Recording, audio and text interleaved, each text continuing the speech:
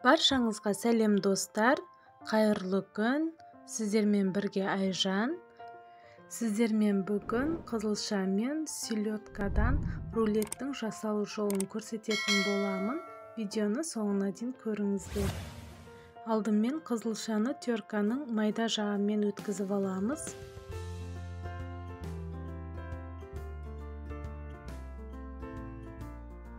Сосын жұмыртқаның ағы мен сарысын бөлек бөліп аламыз. Ыдысымыз алдымен құрғақ және таза болу керек, сосын сарысы аққа араласып кетпеу керек. 1 шай қасық тұз, 1 ас қасық сұйық майды қосып, барлығын біркелкі араластырамыз. 80 грамм крахмал қосамыз. Крахмал болмаса, ұнды қосуға болады.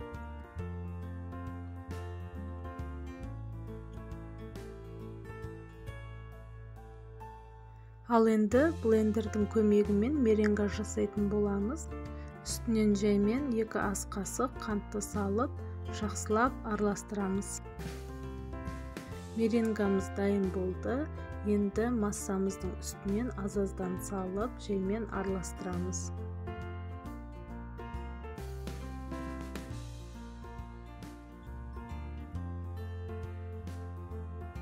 Массамыз дайын болды. Енді табамыздың үстінен пергамент қағазын төсеп, ыңғайлы етіп жайып шығамыз.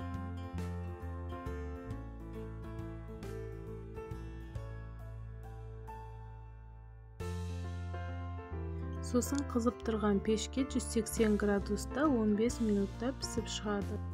Ал енді рулеттің салмасын жасайтын боламыз. Оған 300 грамм творожный сыр мен 1 соленый огурцы және укропты майдалап турап араластырамыз.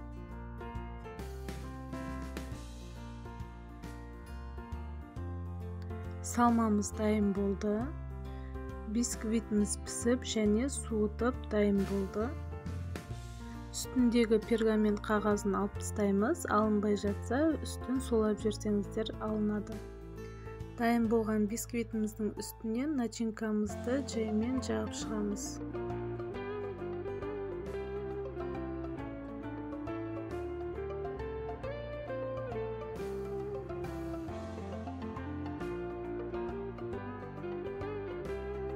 Ал енді начинкамыз дайын болды. Үстінен селедкамызды тазалап, өзімізге ыңғайлы етіп бөліктерге бөліп, осылай үстінен қойып, бір шетінен пергамент қағазымен ыңғайластырып, орап шығамыз.